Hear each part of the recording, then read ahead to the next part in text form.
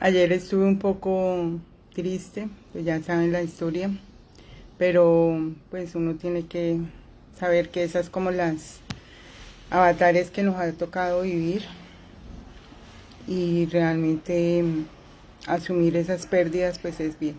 Bien, entonces empecemos de una vez para que podamos leer todo. Dios quiera que me alcance la voz. Aquí tengo mi agüita.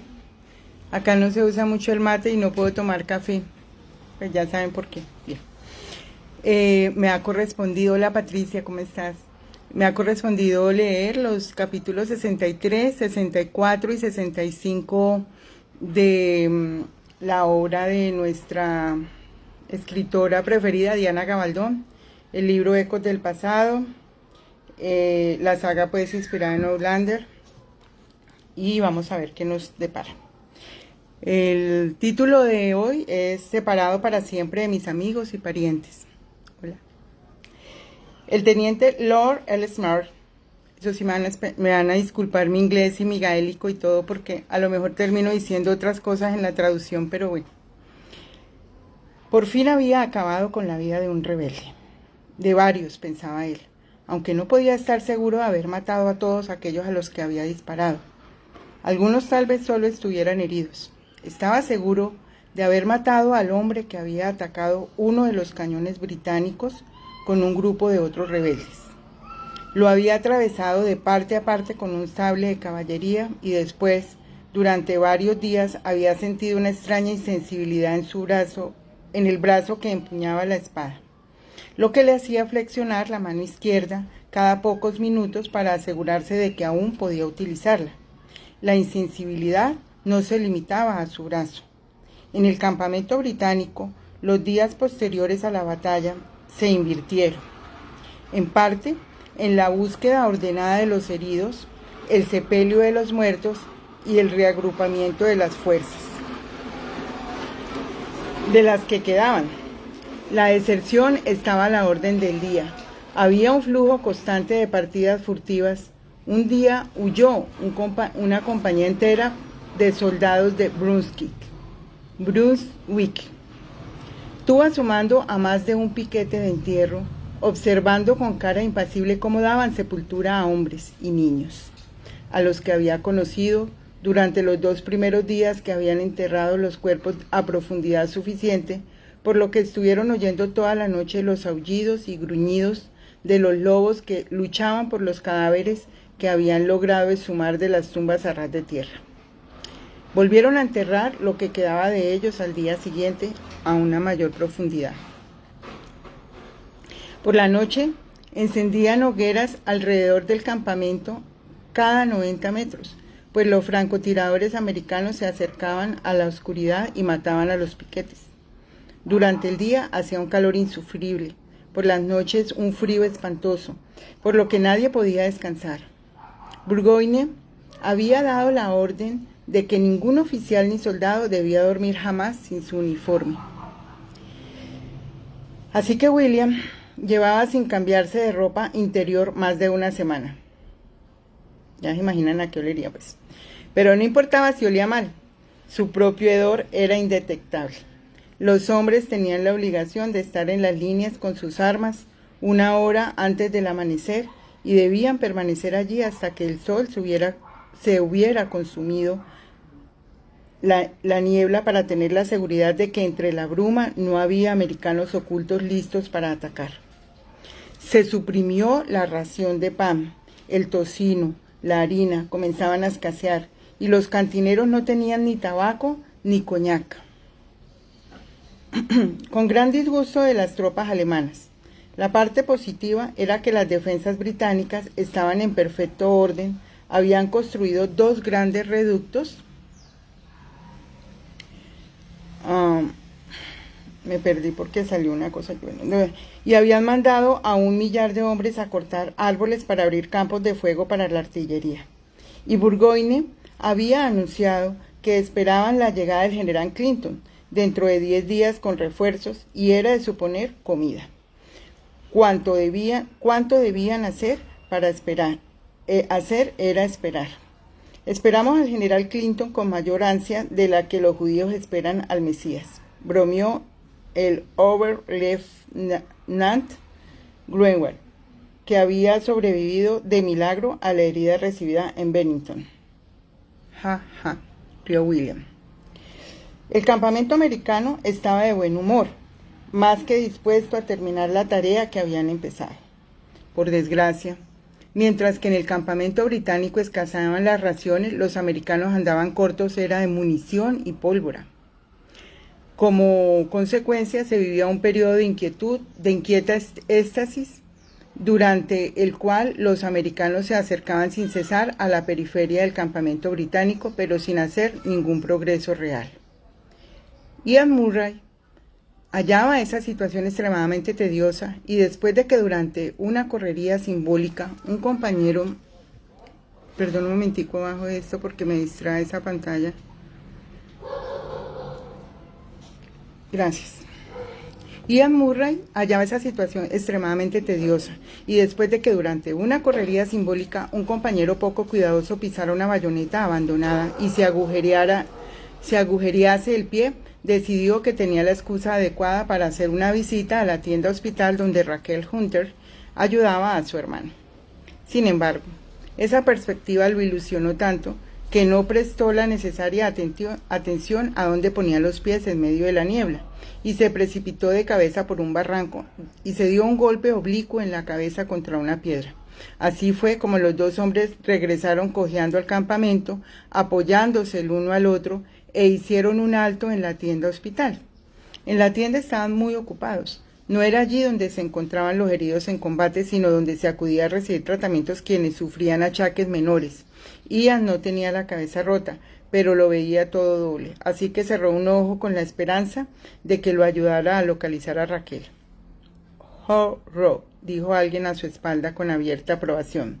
«Moniniant don boideak». Ese es mi gaélico regular.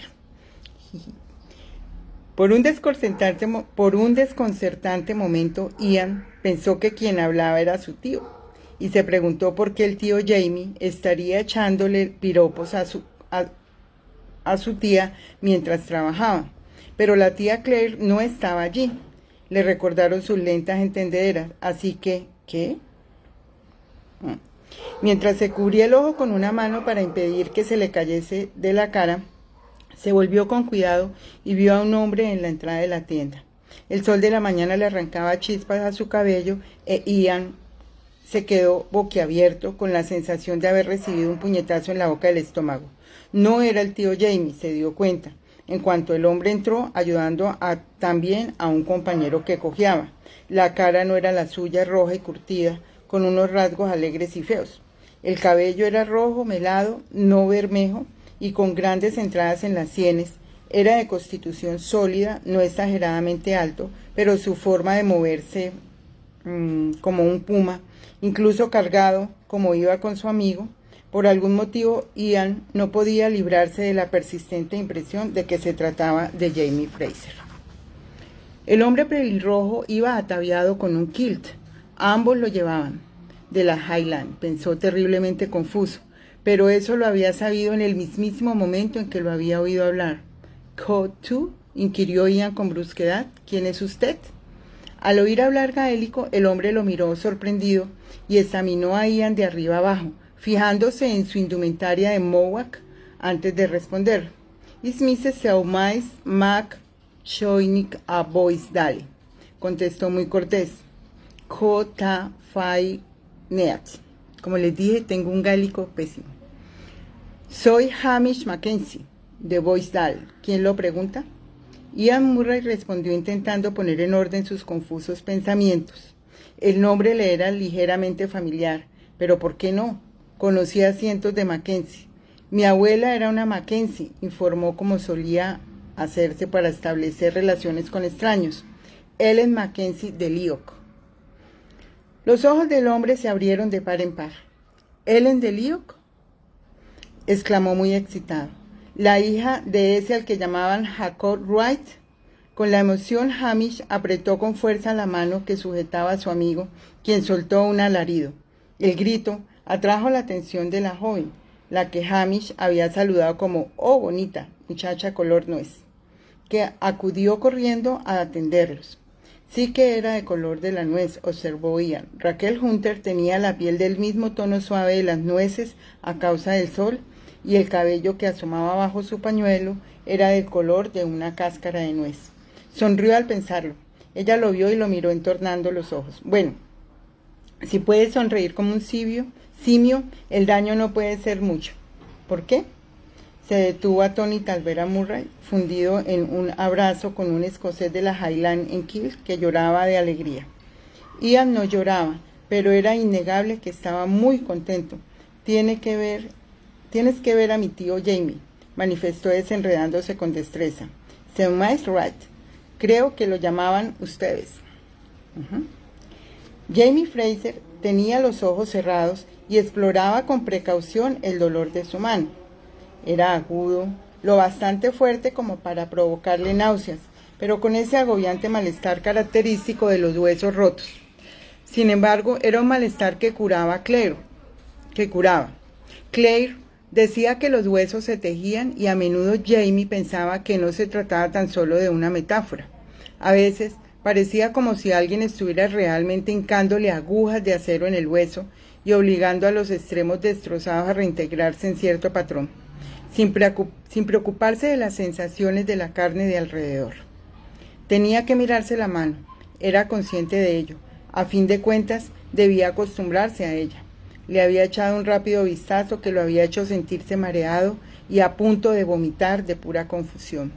No podía reconciliarse con esa nueva imagen, con esa nueva sensación, con el fuerte recuerdo de cómo debería ser su mano.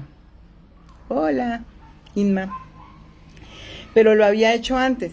Se recordó, se había acostumbrado a las cicatrices y a la rigidez, y sin embargo recordaba las sensaciones de su mano joven, su aspecto tan acomodaticia, ágil y sin dolor, empuñando una azada, blandiendo una espada, sujetando una pluma. Bueno, eso no. Sonrió pesaroso para sí mismo. Para eso nunca había sido ni acomodaticia ni ágil, ni siquiera cuando sus dedos se hallaban en las mejores circunstancias. ¿Podría escribir siquiera ahora con esa mano?, se preguntó de repente, y la habló un poco por curiosidad. El dolor hizo que gritara, aunque tenía los ojos abiertos fijos en su mano. La desconcertante imagen del dedo del corazón pegado al meñique le revolvió las tripas, aunque podía doblar los dedos. Veía las estrellas, pero solo era del dolor. No notaba ningún tirón. El dedo paralizado no suponía ningún obstáculo. La mano funcionaba. «Tengo intención de dejarte una mano útil», podía oír la voz de Claire, sin aliento, pero firme. Esbozó una leve sonrisa. Era inútil discutir con ella sobre cualquier cuestión médica. Entré en la tienda, por mi pequeño cauterio, y me encontré a Jamie sentado en el catre, doblando despacio su mano herida y contemplando el dedo que le había cortado, que estaba en una caja junto a él. Yo lo había envuelto a toda prisa en una venda enyesada, por lo que parecía un gusano momificado. ¿Deshacerme de él? ¿Cómo? Extendió un vacilante dedo índice y le tocó, y luego retiró a toda velocidad la mano como si el dedo cortado se hubiera movido de repente. Emitió un ruidito nervioso que no acababa de ser una risa. «Quemándolo», sugerí. Ese era el método habitual para deshacerse de los miembros amputados en los campos de batalla, aunque yo nunca lo había hecho personalmente. La idea de construir una pira funeraria para la cremación de un único dedo me pareció de repente absurda, aunque no más que la idea de limitarme a arrojarlo a una de las hogueras en las que se preparaba la comida, con la esperanza de que nadie se diera cuenta. Jamie produjo un ruido dudoso con la garganta. La idea no le hacía mucha gracia. «Bueno, supongo que podrías ahumarlo», le dije igual de insegura, «y guardarlo en tu escarcela como recuerdo, como hizo Ian con la oreja de Neil Forbes. ¿Sabes si todavía la tiene?». «Sí, él la tiene». Jamie estaba empezando a coger de nuevo el color al tiempo que recuperaba el dominio de sí mismo. «Pero no creo que quisiera hacer eso». «Podría conservarlo en espíritu de vino», ofrecí. Eso le arrancó el fantasma de una sonrisa. 10-1 que se lo bebería antes de que acabara el día, Sassenach. También yo creía que esa era una apuesta generosa. Las probabilidades eran más bien de 1000-1. Solo había logrado mantener la mayor parte de mi alcohol medicinal intacto, haciendo que uno de los más feroces conocidos indios de Ian lo vigilara cuando no estaba utilizándolo, y durmiendo junto al barrilito por la noche. Bueno, me parece que eso solo nos deja la opción de enterrarlo. Fin. Bueno, ese ruido que hacía Jamie. Ese ruido indicaba que estaba de acuerdo, pero con reservas, así que lo miré. ¿Qué? Bueno, respondió como quien no quiere la cosa. Cuando el pequeño Fergus perdió la mano, nosotros, bueno, fue idea de Jenny, pero celebramos una especie de funeral, ¿sabes? Me mordí el labio. Bueno, ¿por qué no? ¿Algo familiar? ¿O quieres que invitemos a todo el mundo?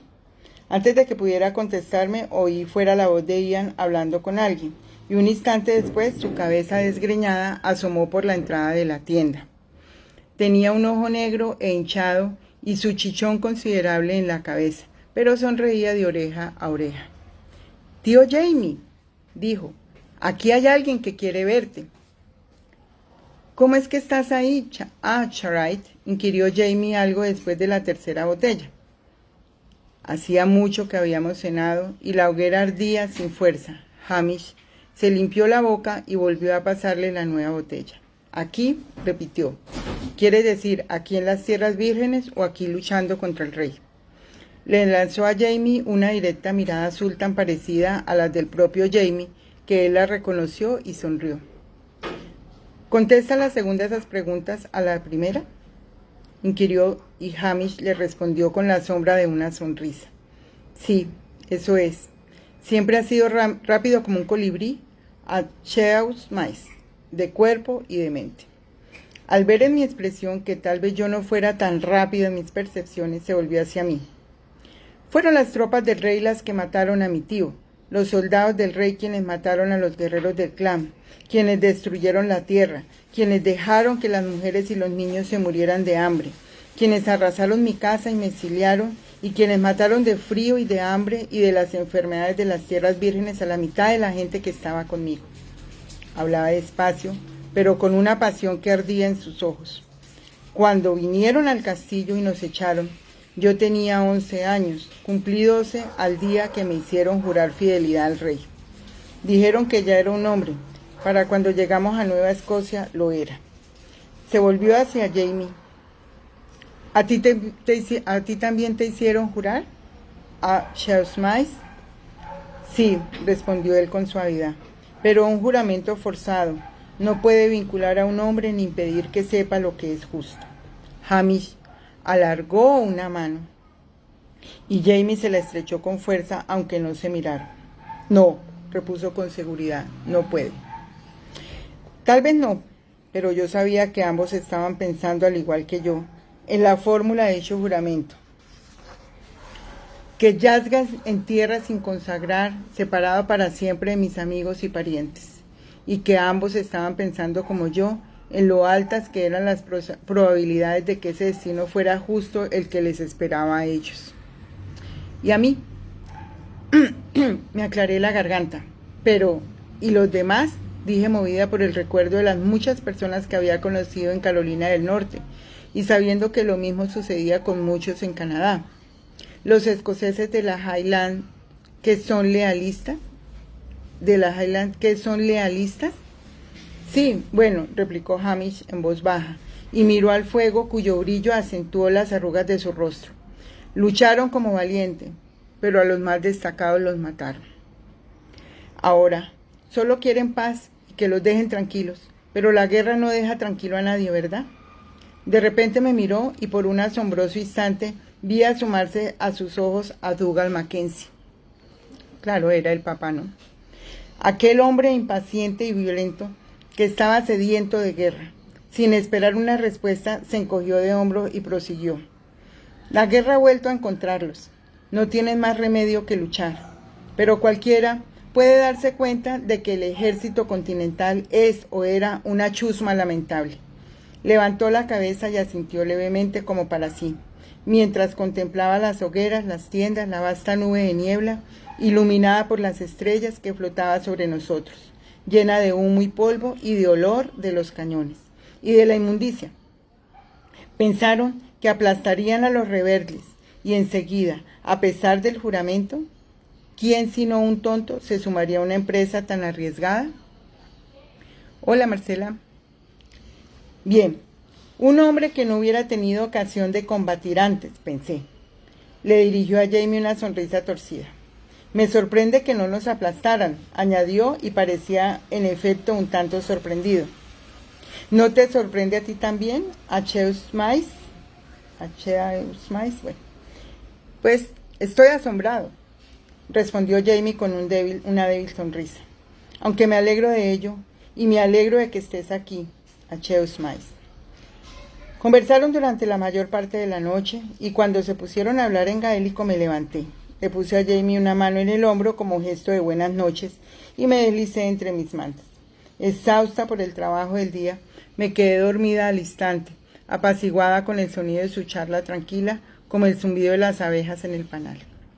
Lo último que vi antes de que el sueño se me llevara fue el rostro de Ian al otro lado del fuego, embelesado al oír hablar de la Escocia que se había desvanecido justo cuando él nació. Bien, capítulo 64. Un caballero me visita. ¿Señora Fraser?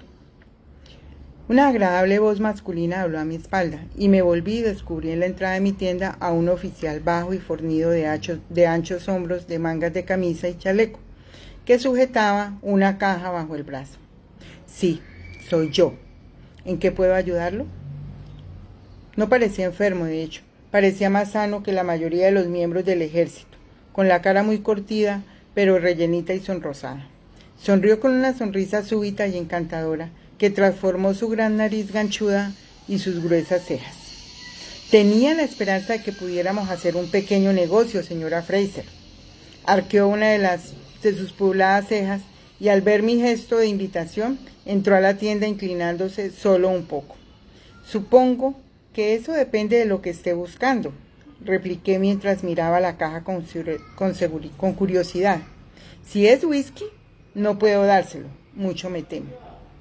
De hecho, en ese preciso momento había un barrilito de esa valiosa sustancia escondido bajo la mesa junto con un barril mayor de mi alcohol puro, y el aire olía intensamente a este último, pues había puesto unas hierbas a remojar en él. Ese no era el primer caballero que acudía atraído por el olor. Atraía a soldados de cualquier rango como moscas. No, me aseguró, aunque echó una mirada de interés a la mesa que había detrás de mí, sobre la que tenía varios frascos grandes en los que estaba cultivando lo que yo esperaba fuera penicilina. Pero me han dicho que posee usted una buena provisión de quina. ¿Es así? Bueno, sí, por favor siéntese. Le indiqué el taburete para los pacientes y yo me senté también rodilla con rodilla. ¿Sufre usted de malaria? No lo creía, pues la esclerótica de sus ojos estaba limpia y no estaba histérica. No, y doy gracias a Dios por su clemencia. Sin embargo, tengo a mi cargo un caballero, un amigo especial, que sí la padece muy severamente, y nuestro médico no tiene quina. Esperaba poder tal vez convencerla de hacer un intercambio. Había dejado la caja sobre la mesa que había junto a nosotros, y tras decir eso la abrió de golpe.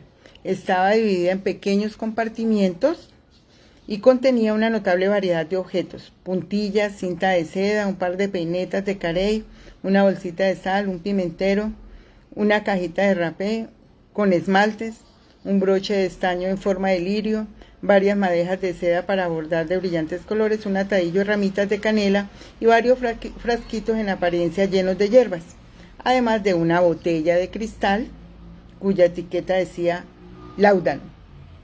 Exclamé mientras lanzaba a cogerla sin querer.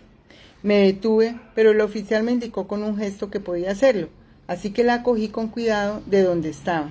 Le quité el tapón de corcho y me la pasé con prudencia por debajo de la nariz. De ella emanó el olor empalagoso y penetrante del opio, como el genio de una botella. Carraspié. y volví a ponerle el tapón. Él me miró con interés. No estaba seguro de qué podía convenirle más, explicó señalando el contenido de la caja. Antes tenía una tienda, ¿sabe? Vendía bastantes productos de botica, pero también artículos de mercería, de lujo en general. En el desarrollo de mi actividad aprendí que siempre es mejor darle a las señoras mucho de dónde elegir. Tienden a discriminar mucho más que los caballeros. Le dirigí una dura mirada, así bien fea, pero lo que había dicho no era ninguna tontería. Volvió a sonreírme y pensé que se trataba de uno de esos hombres pocos corrientes, como Jamie, a los que de verdad les gustaban las mujeres más allá de lo obvio. Me imagino que podemos llegar a un acuerdo entonces, le dije devolviéndole la sonrisa. Supongo que no debería preguntarlo. No tengo intención de asaltarlo. Le daré lo que necesita para su amigo, pero pensando en un posible intercambio futuro, ¿tiene más láudano? Aún sonreía, aunque su mirada se volvió más penetrante. Tenía unos ojos bastante poco habituales, de ese color gris pálido que a menudo se describe como color saliva. Bueno, sí, respondió despacio, tengo bastante. ¿Lo necesita regularmente? No. Perdón, se me pasó por la cabeza que estaba preguntándose si no sería una adicta. No era en absoluto algo extraño en aquellos círculos en los que el láudano podía obtenerse con facilidad. No, no es para mí, contesté sin alterarme, y se lo administro a quienes lo necesitan con considerable precaución. Pero aliviar el dolor es una de las cosas más importantes que puedo hacer por la gente que acude a mí. Dios sabe que a muchos no puedo ofrecerles una cura. Arqueó las cejas al oírme. Es una observación muy excepcional. La mayoría de las personas de su profesión parecen prometerle una cura a casi todo el mundo. ¿Qué es lo que dice el dicho? Si con desear bastara.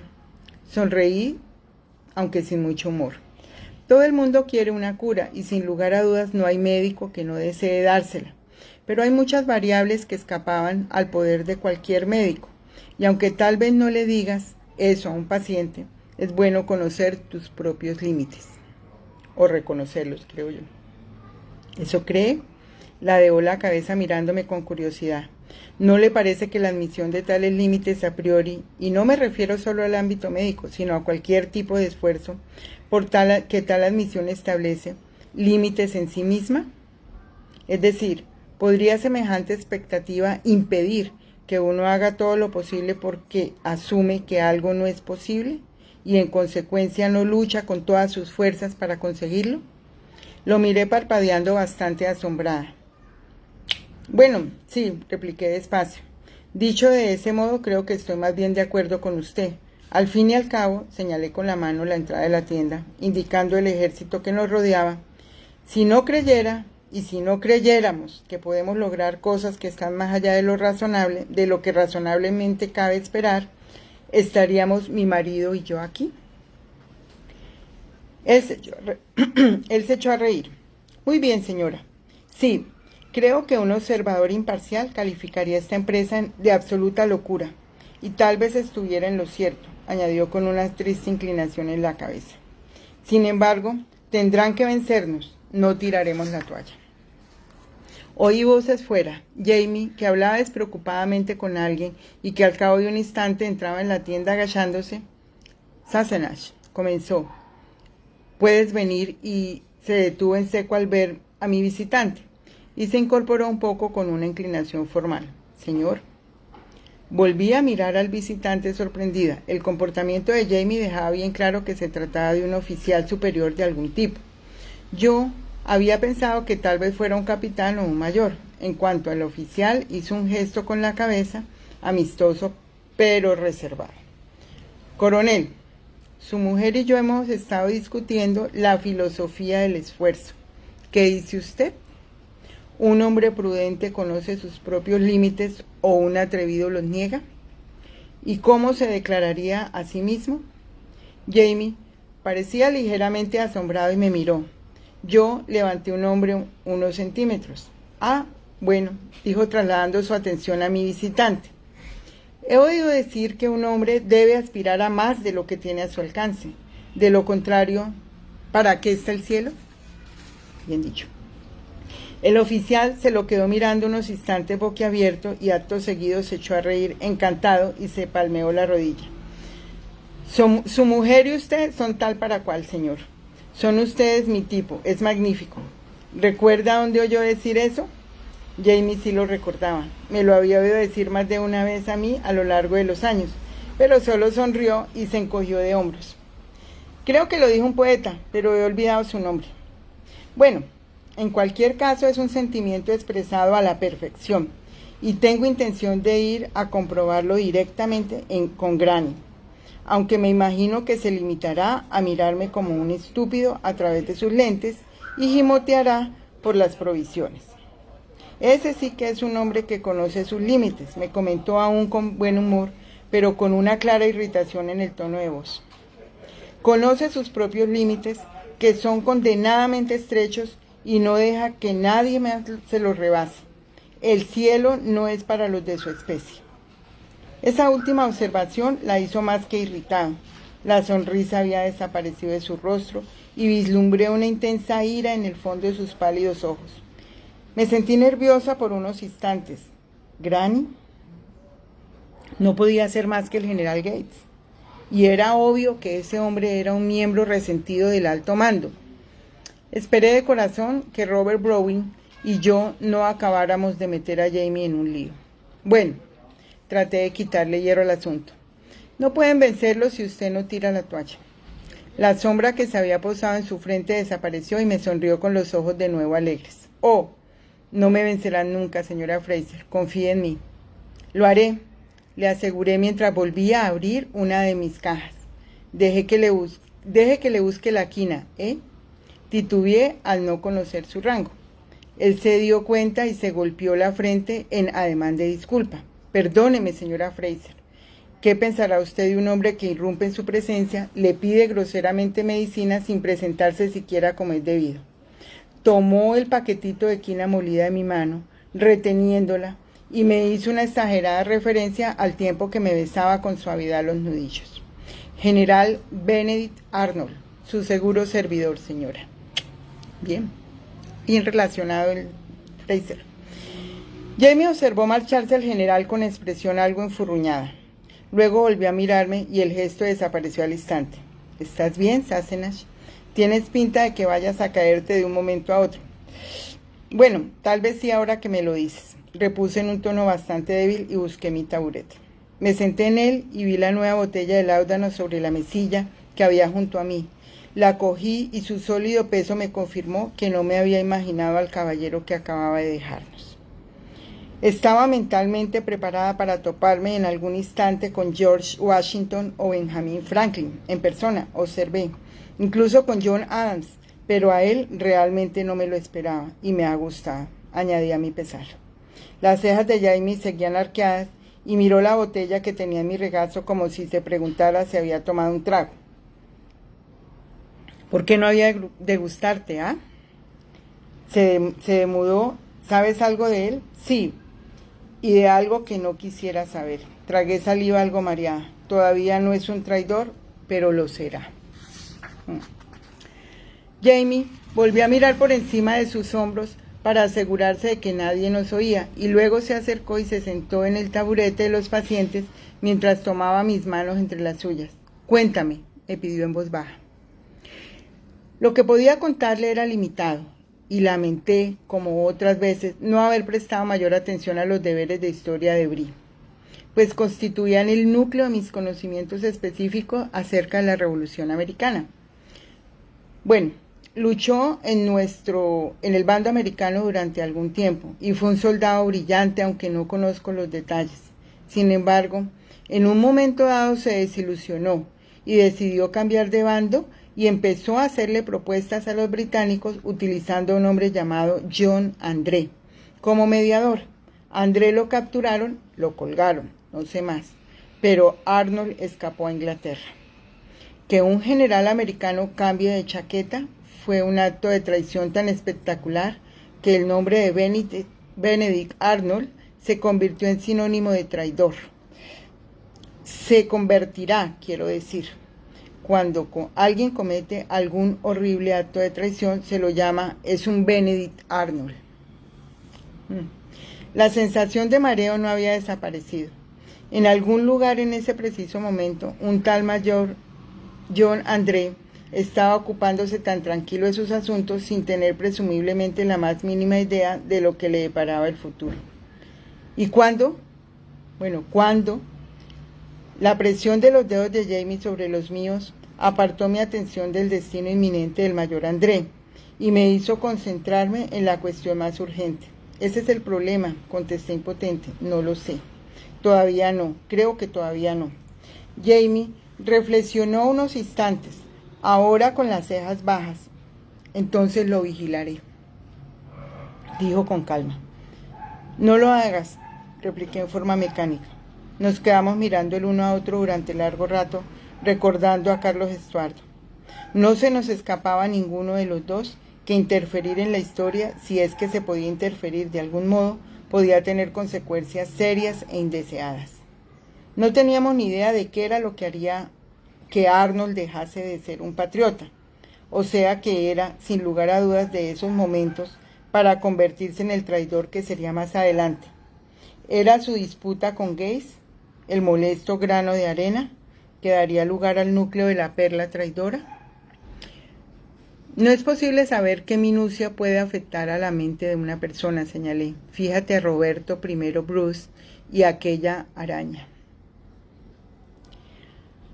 Bueno, ahí hay un pie de página, si ustedes me dicen lo leemos. Bueno, eso hizo que sonriera. Tendré cuidado cuando me junte con él, Sassenach, dijo, pero lo vigilaré. Capítulo 65, creo que estoy medio llevado. El truco del sombrero, 7 de octubre de 1777. Bueno, pues ordénele a Morgan que comience el juego, General Horatio Gates. Una tranquila mañana de otoño, fresca y dorada, un desertor británico entró al campamento americano, Burgoyne. Iba a mandar a un grupo de reconocimiento, dijo, 2,000 hombres, para verificar la fuerza del ala derecha americana. A Graney Gaze casi se le saltaron los ojos a través de las gafas, me contó Jamie, volviendo a llenar a toda prisa su caja de cartuchos, y no me extraña. El general Arnold, presente cuando llegó la noticia, le insistió a Gaze en que mandara a su vez a un grupo potente para hacer frente a esa incursión. Gates, como era de esperar, había actuado con prudencia y cuando Arnold le pidió autorización para salir y ver por sí mismo qué estaban haciendo los británicos, le había lanzado a su subordinado una fría mirada y había dicho: «Tengo miedo de confiar en usted, Arnold». A partir de entonces las cosas fueron más bien cuesta abajo, explicó Jamie haciendo una ligera mueca. Todo terminó cuando Gaze le dijo, y te lo cito literalmente, Sassenach: «General Arnold, no tengo trabajo para usted. No tiene nada que hacer aquí». Sentí un escalofrío que no tenía nada que ver con la temperatura del aire matutino. ¿Sería ese el momento? El hecho que había vuelto o que volvería Benedict Arnold contra la causa por la que había luchado. Jamie se dio cuenta de lo que estaba pensando, pues levantó un hombro y me dijo tan solo: «Por lo menos esta vez no tiene nada que ver con nosotros». «Es un alivio», repuse, y lo dije en serio. «Cuídate, por favor». «Lo haré», replicó cogiendo su rifle. Esta vez pudo despedirse de mí en persona con un beso. Bien. El reconocimiento de los británicos tenía un doble propósito. No solo ver con exactitud dónde se encontraban los americanos, pues en realidad el general Burgoyne no tenía ni idea. Los desertores americanos habían dejado de llegar al campamento hacía tiempo, sino también hacerse con el forraje que tanto necesitaban los animales que aún les quedaban. En consecuencia, las compañías que iban en primer lugar se detuvieron en un prometedor campo de trigo. William mandó a sus infantes que se sentaran en doble fila entre el cereal mientras los forrajeadores comenzaban a cortar las espigas y a cargarlas sobre los caballos. Un teniente de dragones, un galés de cabellos negros llamado Absolute, le hizo un gesto desde el otro lado del campo y lo llamó para que acudiera a su tienda por la noche a jugar un juego de azar. Acababa de tomar aliento para contestarle a voces cuando el hombre que tenía a su lado soltó un grito y cayó desplomado al suelo. William no había oído la bala, pero se arrojó a tierra mientras alertaba a grito a sus hombres. Aún así, no sucedió nada más, y al cabo de unos instantes volvieron a ponerse de pie y regresaron a su tarea. Sin embargo, comenzaron a ver grupitos de rebeldes moviéndose con sigilo entre los árboles, de modo que William tomó conciencia con creciente convicción de que los estaban rodeando. Pero cuando se lo comentó a otro oficial, éste le aseguró que los rebeldes habían decidido esperar tras sus defensas a que los atacaran. Pronto salieron de dudas. A media tarde, un grupo de americanos apareció en los bosques de su izquierda y un pesado cañón disparó balas de 3 y 5 kilos, que habrían causado graves daños de no haber sido por los árboles que hallaron en su camino. Los soldados de infantería se dispersaron como perdices a pesar de los gritos de sus oficiales. William divisó Absolute cruzando el campo a toda velocidad entre el trigo tras un grupo de hombres de su compañía, y tras darse media vuelta agarró a un cabo de sus propias compañías. «Reúnalos», ordenó, y sin esperar ninguna respuesta, asió la rienda de uno de los caballos de los forrajeadores, un bayo de aspecto sorprendido. Quería correr el campo principal a buscar refuerzo, ya que los americanos estaban en clara desventaja. Nunca logró llegar hasta allí, pues en el preciso momento en que le hacía volver la cabeza al caballo, el brigadier irrumpió en el campo. Jamie Fraser se agazapó en el boscaje que poblaba la base del campo de trigo con un grupo de hombres de Morgan, apuntando como podía. Se trataba de una de las batallas más encarnizadas que hubiera visto nunca, y el humo del cañón del bosque flotaba por el campo, formando nubes densas y sofocantes. Vio al hombre del caballo, un oficial británico de alto rango, a juzgar por sus galones. Otros 2 o 3 oficiales de menor graduación iban junto a él, también a caballo, pero él no tenía ojos más que para el primero. Los saltamontes salían volando del campo como el granizo, asustados por los pies que pisoteaban la hierba. Uno se estampó contra la mejilla zumbando y le propinó un manotazo, con el corazón golpeándole el pecho con fuerza como si se hubiera tratado de una bala de un mosquete. Reconoció a aquel hombre, aunque solo por su uniforme de general. Había visto a Simon Fraser de Balnain 2 o 3 veces, pero en las Highlands, cuando ambos eran niños.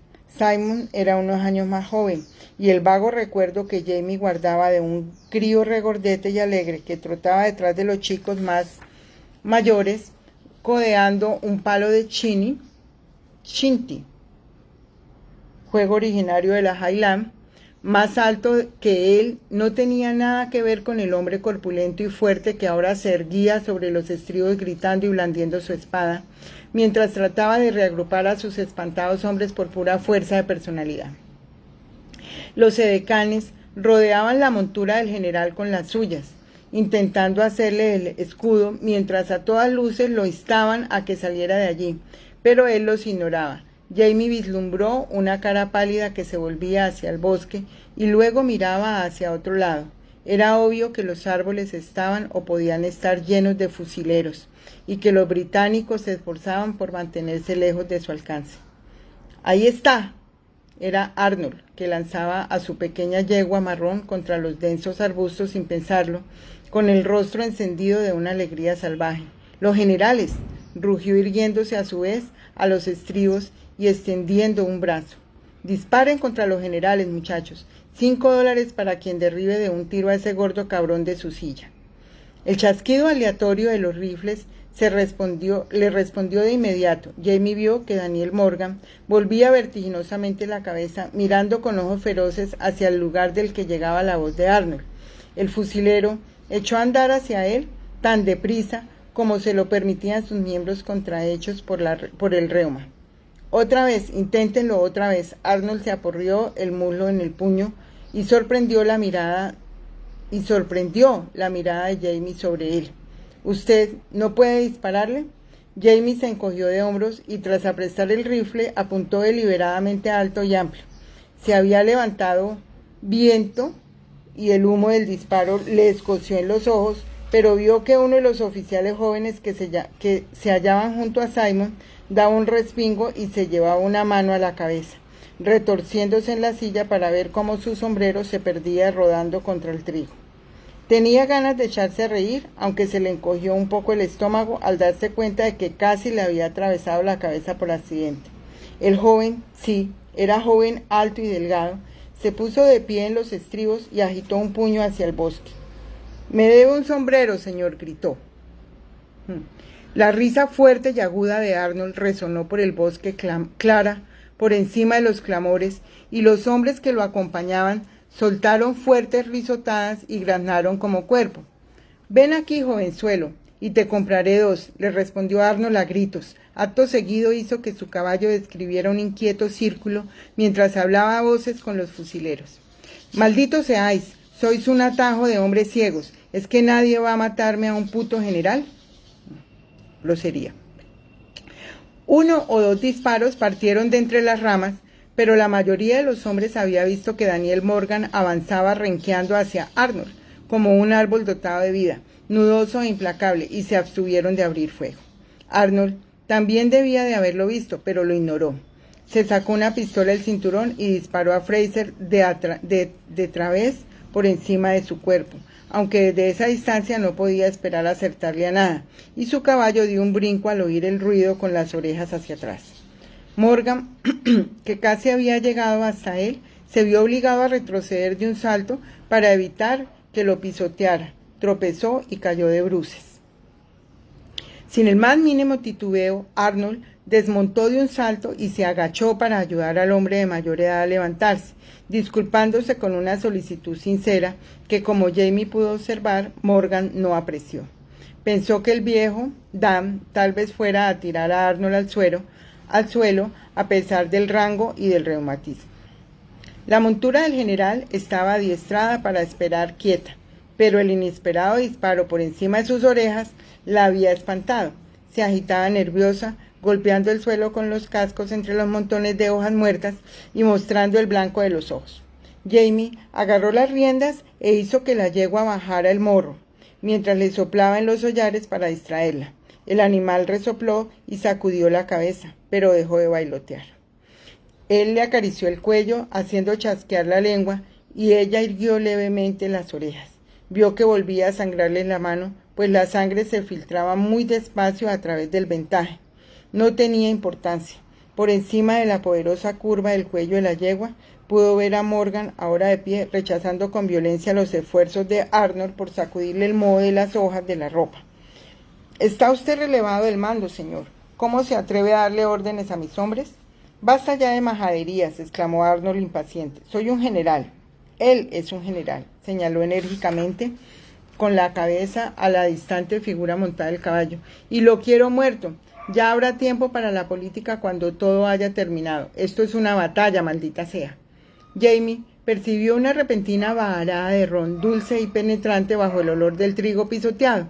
Bueno, sí, tal vez eso explicara en parte la actitud, aunque por lo que sabía de Arnold, había muy poca diferencia entre cuando estaba completamente sobrio y cuando estaba borracho como una cuba. El viento soplaba ráfagas y pasaba caliente junto a sus oídos, denso de humo y de ruidos ocasionales. El traqueteo de los mosquetes, puntuado por el estruendo de la artillería a la izquierda y atravesándolo los gritos de Simon Fraser y sus oficiales de menor graduación que llamaban a los alemanes y a los ingleses para que se reagruparan. Los gruñidos provocados por los impactos y los gritos de dolor que llegaban de más lejos, donde los alemanes luchaban para interceptar el avance de los hombres del general Enoch Poor. La columna del general Ebenezer Learnet presionaba a los alemanes desde arriba. Jamie podía ver el nudo de uniformes verdes alemanes que luchaban contra una oleada de continentales, pero que estaban siendo rechazados desde el borde del campo. Algunos intentaban escapar de allí para dirigirse campo abajo hacia el general Fraser. Un ligero movimiento atrajo su atención. El joven, al que había disparado, privado del sombrero, galopaba campo arriba, tumbado sobre el cuello de su montura con el sable desenvainado. El general se había desplazado ligeramente, alejándose del bosque. Estaba casi fuera del alcance de la mayoría de los hombres de Morgan, pero Jamie estaba bien situado. Desde allí el disparo sería certero. Miró al suelo. Había dejado caer el rifle al coger el caballo, pero el arma estaba cargada. Había vuelto a cargarla de manera automática después del primer disparo. Aún tenía el cartucho medio vacío en la mano que sujetaba las riendas de cebar. El rifle le llevaría tan solo un instante. Cebar el rifle le llevaría tan solo un instante. Shias Aniyan, le murmuró al animal, y respiró hondo, intentando calmarse, transmitirle esa calma a la yegua, aunque la mano le daba punzadas de dolor con cada latido de su corazón. Shah shrink through ankar assurias art. Bueno, ahí me disculparán mi gaélico, que nada que ver. Dijo en voz baja: ya está, no dirás nada más que te asuste. Ni siquiera había pensado en ello cuando había disparado con intención de no darle a Fraser. Había matado a cualquier hombre de los que había en el campo, pero a ese no. Entonces vio al joven soldado, cuyo casaca color rojo intenso destacaba entre la agitación del mar de verde y azul y de paño casero. Hasta que habían visto, estaban demasiado ocupados, luchando, o no podían dispararle porque habían descargado sus armas y estaban calando bayonetas. Jamie acarició al caballo con gesto distraído y silbando con suavidad entre dientes y observando. El joven oficial había alcanzado a los alemanes, había llamado la atención de algunos y ahora luchaba por regresar al campo con un río de chaquetas verdes tras de él, alemanes al trote que se dirigían a la cada vez más estrecha abertura mientras los hombres de Poor irrumpían por la izquierda. Jamie estaba tan ocupado con ese entretenido espectáculo que había ignorado el concurso de gritos entre Dan Morgan y el general Arnold. Un chillido de alegría procedente de más arriba los interrumpió a ambos. «Le ha dado, Jesús». Jamie miró hacia arriba sobresaltado y vio a Tim Murphy encaramado en las ramas de un roble, sonriendo como un trasgo, con el cañón del rifle sujeto en una horca. Luego volvió rápidamente la cabeza y vio a Simon Fraser derrumbado y tambaleándose en su silla, rodeándose el cuerpo con los brazos. Arnold soltó un grito a juego y Morgan miró a Murphy, mientras hacía a regañadientes un gesto de aprobación con la cabeza. «Buen tiro», gritó. Simon Fraser se bamboleaba a punto de caer. Uno de sus edecanes se precipitó a sujetarlo, pidiendo desesperadamente ayuda. Otro tiró de las riendas de su caballo de un lado a otro sin saber a dónde ir, qué hacer. Jamie apretó el puño, sintió una oleada de dolor en la mano mutilada y se detuvo con la palma plana sobre la silla. ¿Estaría muerto Simon?, se preguntó. No lo sabía. Los edecanes habían superado el pánico. Dos de ellos avanzaban a caballo junto a su montura, uno a cada lado sosteniendo la figura caída, luchando por mantenerlo en la silla, ignorando los vítores que sonaban en el bosque. Dirigió la mirada a la parte superior del campo en busca del joven del sable. No pudo encontrarlo y sintió una pequeña punzada de tristeza. Y entonces dio con él, ocupado en un mano a mano con un capitán de la milicia a caballo. En ese tipo de combate no había ningún refinamiento. Entraba en juego tanto el animal como el hombre, y mientras Jamie observaba la aglomeración de cuerpos a su alrededor, forzó una distancia entre ambos caballos. El soldado británico no obligó a su montura a volver. Tenía en mente un objetivo y gritaba y gesticulaba apremiando a la pequeña compañía de alemanes que había arrancado de la mele de más arriba. Jamie se giró hacia el bosque y vio lo que estaba pasando. Se estaba llevando rápidamente al caballo del general Fraser y el cuerpo oscilante del general parecía una mancha roja sobre el trigo pisoteado. El joven se irguió en los estribos por unos instantes, se dejó caer y espolió al caballo hacia el general, dejando que los alemanes lo siguieran como pudieran. Jamie se encontraba lo bastante cerca como para ver el rojo más oscuro de la sangre que empapaba el centro del cuerpo de Simon Fraser. Si no estaba ya muerto, pensó, no tardaría mucho en estarlo. El dolor y la furia por lo innecesario de esa muerte le quemaban la garganta. Las lágrimas provocadas por el humo le deslizaban ya por su mejilla. Parpadeó y sacudió la cabeza con violencia para despejarse los ojos. Una mano le arrancó sin ceremonia las riendas de los dedos y el cuerpo robusto de Arnold lo apartó de la yegua, envuelto en un tufo de ron. Arnold montó de un salto con el rostro rojo como las hojas escarlatas del arce por la excitación y el sentimiento de triunfo. «Síganme, muchachos», gritó, y Jamie vio que el bosque hormigueaba de hombres de la milicia, compañías que Arnold había ido reuniendo en su frenética carrera hacia el campo de batalla. «Al reducto». Los hombres prorrumpieron en ovaciones y se precipitaron tras él rompiendo ramas y dando traspiés en su entusiasmo. «Siga a ese maldito loco», espetó Morgan a Jamie, y lo miró con asombro. Morgan observó alejarse a Arnold con el ceño fruncido. «Le harán un consejo de guerra, recuerde mis palabras», declaró el viejo fusilero. «Le irá bien tener un buen testigo. Usted lo será, Jamie. Vaya». Sin decirle una palabra, Jamie recogió su rifle del suelo y partió a la carrera abandonando el bosque con su suave lluvia de oro y marrón. Tras la victoriante figura de anchas espaldas de Arnold, su ondeante sombrero entre el trigo. Lo seguían una horda rugiente, una multitud ruidosa y armada. Arnold iba a caballo, pero a su montura le costaba avanzar y los hombres no estaban apurados por mantener el ritmo. Jamie vio la espalda del abrigo azul de Arnold negra de sudor, mohosa, como una cáscara de fruta hasta los fornidos hombros. Un disparo desde atrás, la confusión de la batalla, pero no fue más que un pensamiento pasajero que desapareció en un instante. También Arnold había desaparecido con un grito de júbilo, espoleando a su yegua hasta el reducto y alrededor de este. Jamie supuso que debía de tener la intención de atacar desde la retaguardia. Un suicidio, pues el lugar hervía de granaderos británicos. Veía sobresalir sus altos sombreros por encima de los muros del reducto. Tal vez Arnold quisiera suicidarse, tal vez solo, para crear una distracción y ayudar. Así los hombres que atacaran el reducto desde el frente, considerando su propia muerte como un precio aceptable a pagar por ello. El reducto tenía 4,5 metros de altura y un compacto muro de tierra con una empalizada de troncos encima, y entre la tierra y la empalizada había parapetos de troncos terminados en punta y clavados en tierra apuntando hacia arriba. Las balas salpicaban el campo frente al reducto y Jamie echó a correr, esquivando proyectiles que no podía ver.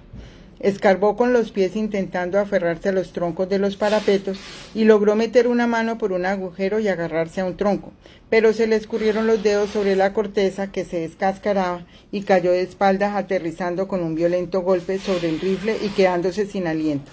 El hombre que se encontraba a su lado disparó a través del agujero y una nubecilla de humo blanco se extendió sobre él, ocultándolo por un instante del alemán que había entrevisto más arriba. Rodó sobre sí mismo y se alejó deprisa, arrastrándose antes de que el humo se disipara o de que aquel tipo decidiera arrojarles una granada a través de él. «Fuera de aquí», gritó por encima del hombro, pero el hombre que había disparado ya estaba probando suerte con un salto con carrerilla. La granada cayó por el agujero justo cuando el hombre saltaba hacia arriba, lo alcanzó en el pecho y estalló. Jamie se restregó la mano contra la camisa. La piel de la palma le ardía, arañada y llena de astillas de corteza, fragmentos de metal y pedazos de madera. Habían salido disparados. Algo lo había alcanzado en el rostro y notó que el sudor le escocía y que la sangre se deslizaba por su mejilla. Vislumbró al granadero un atisbo de abrigo verde a través del agujero del parapeto. «Deprisa, antes de que se moviera». Sacó un cartucho de su bolsa y lo rompió con los dientes. Contando, podía cargar un rifle en 12 segundos. Lo sabía y lo había cronometrado. 9, 8, que era aquello que Brie le había enseñado a los críos para contar segundos. Hipopótamos, sí. 6 hipopótamos, 5 hipopótamos. Tenía ganas de disparatadas a reír, mientras se imaginaba un grupo de hipopótamos mirándolos con aire solemne y criticando lo que tenía entre manos. 2 hipopótamos, todavía no estaba muerto, así que se apretujó cuanto pudo bajo el parapeto, apuntó el cañón de su rifle a través del agujero y le disparó a la mancha verde que tal vez fuera un abeto, pero que no lo era, pues lanzó un grito. Se echó el rifle a la espalda y saltó una vez más. clavando a la desesperada los dedos en el tronco sin pelar. Sus dedos resbalaron al tiempo que se le hincaban astillas bajo las uñas, y el dolor se le extendía como un rayo por la mano, pero ya tenía la otra en alto. Se agarró la muñeca derecha con la mano izquierda sana y afianzó los dedos en torno al tronco. Sus pies resbalaron sobre la tierra suelta y por unos instantes quedó columpiándose como una artilla, colgando de la rama de un árbol. Impulsó su peso hacia arriba y sintió que algo se le desgarraba en el hombro, pero no podía pararse a ver qué le había sucedido. Un pie, ahora tenía el pie contra la parte inferior del tronco. Un violento lanzamiento de su pierna libre y ya estaba trepando como un oso perezoso. Algo se le clavó en el tronco al que se agarraba. Sintió la vibración a través de la madera. «¡Aguanta, Rojo!», gritó alguien por debajo de él, y Jamie se quedó inmóvil. Otro sonido de algo que se hincaba en la madera, y algo se abatió sobre el tronco a un par de centímetros de sus dedos. ¿Un hacha? No tuvo tiempo de asustarse. El hombre que le hablaba desde abajo disparó junto a su hombro. Oyó silbar la bala al pasar, zumbando como un mosquito furioso, y avanzó hacia la base del tronco impulsándose ora con una mano, ora con la otra, tan rápido como podía, serpenteando entre los troncos, desgarrándose la ropa y también las articulaciones. Dos alemanes yacían justo encima de su agujero, muertos o heridos. Otro, unos 3 metros más allá, y vio que asomaba la cabeza por el hueco y buscó en su macuto, mostrando los dientes bajo el bigote encerado. Pero sonó un grito que helaba la sangre detrás del alemán, y uno de los hombres de Morgan lo golpeó en el cráneo con un tomahawk. Jamie oyó un ruido y se volvió justo para ver cómo un cabo pisaba uno de los cadáveres alemanes, que volvió de pronto a la vida incorporándose con un mosquete en la mano. El alemán asestó un golpe hacia arriba con todas sus fuerzas y la hoja de la bayoneta penetró en dirección ascendente a través de los pantalones del cabo, al tiempo que éste trastabillaba, liberándose en medio de un surtidor de sangre. Eso fue sangriento, mejor dicho. En un acto reflejo, Jamie agarró su rifle por el cañón y lo blandió, haciendo crujir con el movimiento sus hombros, los brazos y las muñecas, mientras intentaba dirigir la culata contra la cabeza del alemán. La sacudida del impacto le torció los brazos y sintió que los huesos del cuello se le desencajaban y que se le nublaba la vista. Agitó la cabeza para que se despejara y se limpió el sudor y la sangre de las órbitas de los ojos con la base de la palma de la mano. Mierda. Había doblado el rifle. El alemán estaba muerto y bien muerto, con una expresión de sorpresa de lo que quedaba de cara. El cabo herido se alejaba a rastra con una de las perneras de sus pantalones empapada en sangre, el mosquete a la espalda y su propia hoja de bayoneta en la mano. Echó una ojeada por encima de su hombro y al ver a Jamie gritó: «¡Fusilero!», a su espalda. No se volvió a ver de qué se trataba, sino que se arrojó al suelo de cabeza y hacia un lado, rodando entre las hojas y la tierra pisoteada. Varios cuerpos se abalanzaron sobre él en una rugiente maraña y se estrellaron contra la empalizada. Se puso en pie despacio, se sacó una de las pistolas del cinturón, la cebó y le saltó la tapa de los sesos a un granadero que estaba haciendo equilibrios para lanzar una de sus granadas por encima del borde. Unos cuantos disparos, gemidos y golpes más, y en un abrir y cerrar de ojos el combate se extinguió. Gracias a Dios. El reducto estaba lleno de cadáveres, la mayoría vestido de verdes. Divisó la pequeña yegua de Arnold cojeando y con los ojos en blanco, sin jinete. Arnold estaba en tierra, esforzándose por tenerse en pie. El propio Jamie se sentía casi incapaz de mantenerse sobre sus piernas. Tenía las rodillas de mantequilla y la mano derecha paralizada, pero se acercó a Arnold tambaleándose y medio se desplomó a su lado. El general estaba herido, tenía toda la pierna ensangrentada y su rostro estaba pálido y cubierto de un sudor frío, con los ojos medio cerrados por la conmoción. Jamie alargó el brazo y agarró a Arnold de la mano, mientras gritaba su nombre para hacer que volviera en sí, y en el preciso momento en que lo hacía, pensó que aquello era una locura, que debería más bien hundirle su puñal en las costillas y ahorrarse problemas a sí mismo y a las víctimas de su traición. Pero la decisión ya estaba tomada antes de que tuviera tiempo de pensarlo. La mano de Arnold apretó la suya. «¿Dónde?», susurró Arnold. Tenía los labios blancos. «¿Dónde me han herido?». «En la pierna, señor», respondió Jamie. «En la misma donde lo habían hecho antes». Los ojos de Arnold se abrieron y lo miraron fijamente. Ojalá hubiera sido en el corazón, murmuró y volvió a cerrarlos. Bien, hasta aquí, amigas, la lectura de estos capítulos hasta el 65. Espero no haberlas demorado mucho, porque en algunas partes pues mi inglés y mi gaélico es regular, muy regular, nada que ver. Abrazo, las quiero mucho y espero seguir escuchándolas a todas y compartir con ustedes. Abrazo. Chao. ¿Hagamos? A ver, yo miro por acá, ahora no encuentro, es que a veces los deditos cuando... Ay, por acá es acá. Bien. Un abrazo. Te quiero mucho.